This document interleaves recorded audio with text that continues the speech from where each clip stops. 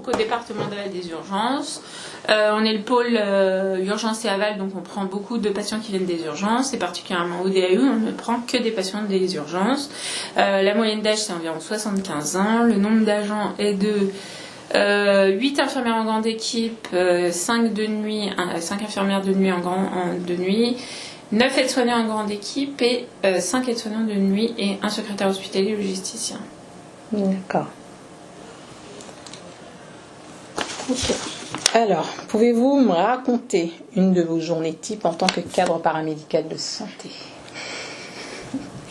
Alors, j'arrive vers 8h, 8h15. Je commence par regarder le listing patient pour préparer la feuille pour le staff, pour voir les mouvements des patients, voir s'il me reste des lits disponibles, et si oui, si c'est des lits d'hommes, de femmes ou chambres seules. Je fais un tour après avec les infirmières pour savoir si elles ont des soucis particuliers ou s'il y a eu des soucis dans la nuit. Je relève le cahier de nuit, s'ils ont laissé un mot ou pas. Ça. Le lundi, mercredi, vendredi, je vais regarder dans les stubs s'il y a besoin pour pouvoir y aller à 11h.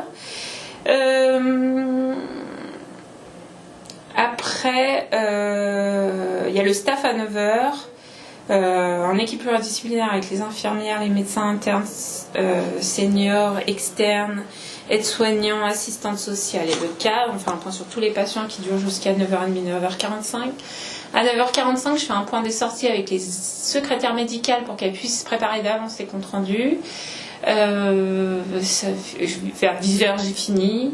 Et après, à 10h, je vais soit avoir des entretiens pour des recrutements, soit faire des audits dans le service interne, voilà, soit répondre aux différentes demandes qu'on nous demande, soit de la part des différents mails, la gestion des plannings, la gestion des formations,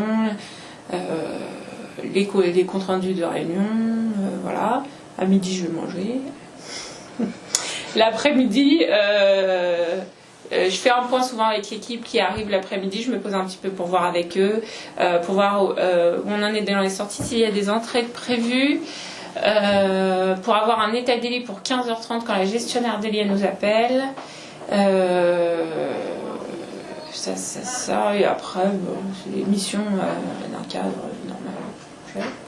Et je m'en vais à 17h30 environ. 17h30, vous êtes sûre? Ouais, certain. Je vous pose la question parce que des fois je vois des mails passer beaucoup plus tard. Hein. Non, j'ai un peu du mal avec les horaires, mais c'est pas. Je fais moins d'horaires que je n'en faisais. Hein. Mais je suis consciente qu'il y ait beaucoup de travail en tant que cadre et que j'ai envie de finir mes journées et de me dire je pars sereinement. D'accord. Est-ce que vous avez d'autres remarques? Non. Pas le sentiment d'avoir oublié quelque chose? Non, je pense qu'après, l'activité du cadre, elle est diverse, donc c'est compliqué de lister vraiment une journée type, parce que moi, il n'y a pas de journée qui se ressemble. Pas, hein. Ouais, pour moi, il n'y a pas de journée.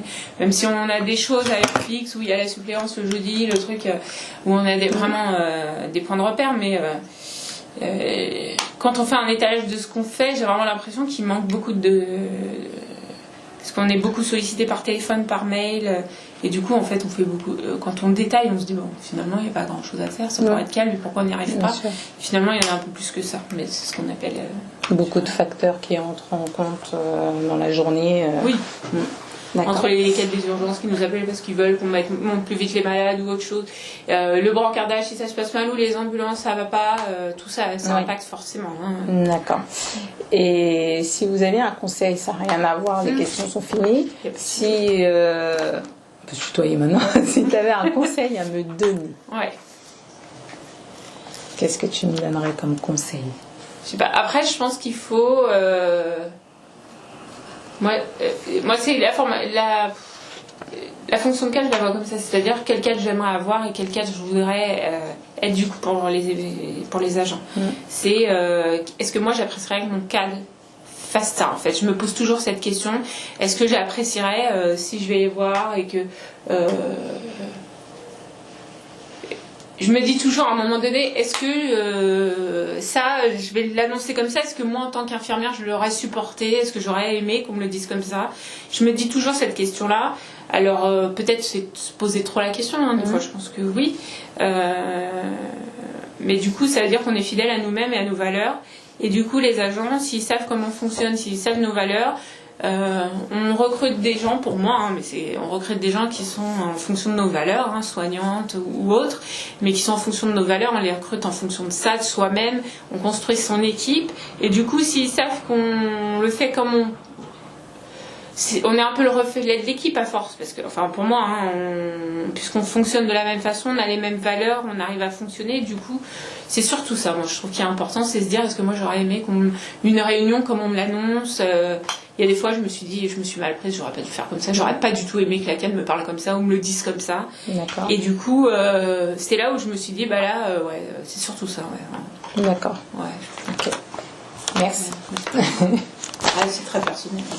Oui, non, mais c'est bon à prendre aussi. Ouais. En gros, ce que tu essayes de faire passer, c'est d'être soi-même et de le faire jusqu'au bout. Ouais. Voilà, il ne faut pas jouer double jeu. Il faut être transparent dans ce qu'on fait pour justement avoir de la... C'était quoi, mardi, j'ai fait une erreur lundi, j'ai fait une erreur de planning, il manquait le cadre après-midi.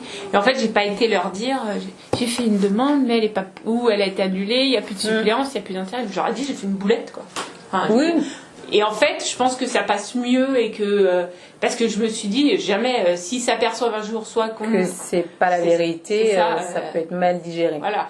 Et je me dis, bah moi j'aimerais qu'on me le dise sincèrement que la cadre a fait une boulette. Et finalement, en fait, j'ai trouvé quelqu'un qui est resté parce que elle a vu qu'il y avait de l'honnêteté, je pense aussi dedans, parce je me suis dit, bah j'aimerais qu'on me le dise avec honnêteté et que j'aurais dépanné moi si on me l'avait dit avec honnêteté. Voilà. Je crois que ça m'est arrivé une fois où t'étais pas là. Ouais. Où je crois que j'ai eu un arrêt de chez toi, de chez moi. J'étais tellement dans mon truc que j'ai oublié le service de la journée et il me manquait une AS. Ouais.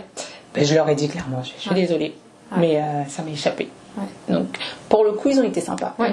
Ils ont mis la main à la pâte en disant, bah, c'est pas grave, il faut juste nous le dire, on va s'organiser. Je suis vraiment désolée, je suis entre ceux qui s'arrêtent, machin. Je ferai attention la prochaine fois pour pas que ça se reproduise régulièrement parce que c'est pas drôle pour vous. Oui. Mais voilà.